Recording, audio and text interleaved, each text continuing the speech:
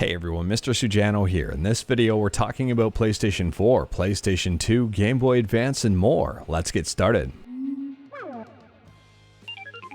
Alright, we'll kick things off with something you might not have been expecting. PlayStation 2 emulation on Android, iOS, Windows, Mac, Linux, and in your browser with Play. Play version 0.58 has just released. The last time we talked about Play was version 0.56 back in September. I'll leave a link to this page in the description below in the event that you wanted to pick up the latest version. Play is free, it's open source, and it doesn't require a BIOS. Here's a quick game compatibility comparison between version 0.56 at the top and version 0.58 at the bottom. As per playable, which is arguably one of the most important categories, version 0.58 has 32.4% of PS2 games listed as playable. Version 0.56 has 30.8%.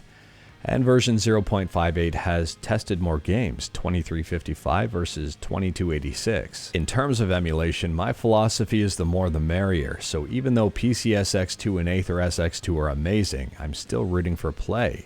It's awesome that there's another PS2 emulator in the works, and it's even more awesome that it's getting better. Next up, this is a quick one. We're talking about Game Boy Advance emulation on Android with Boy GBA Pro, and Boy GBA Pro got a very interesting update.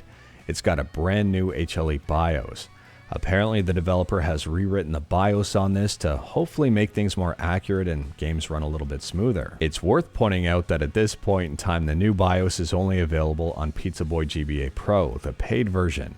The free version, Boy GBA Basic, does not have the new BIOS yet, but I assume it's going to get it sooner or later. Moving on, and this is another quick one, we're talking about PlayStation 4 emulation on PC with PS4, and it looks like PS4 just had another breakthrough. Yesterday, PS4 was able to boot Dark Souls Remastered, and today it's able to boot Blasphemous.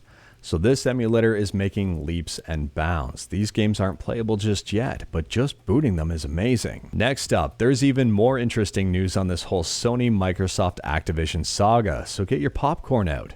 Microsoft says, in addition to having outright exclusive content, Sony has also entered into arrangements with third-party publishers which require the exclusion of Xbox from the set of platforms these publishers can distribute their games on.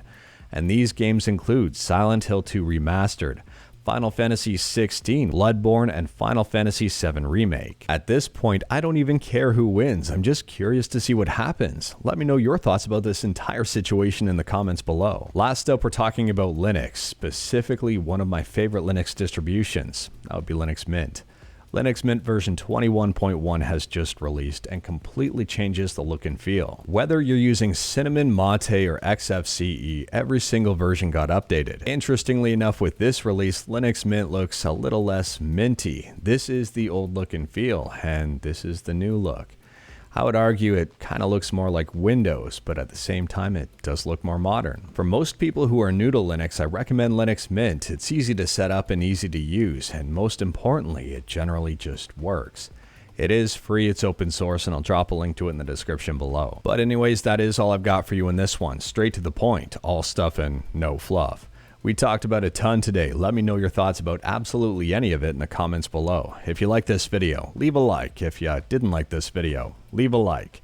Hit that subscribe button, check out my other videos. Don't tempt fate, save your state.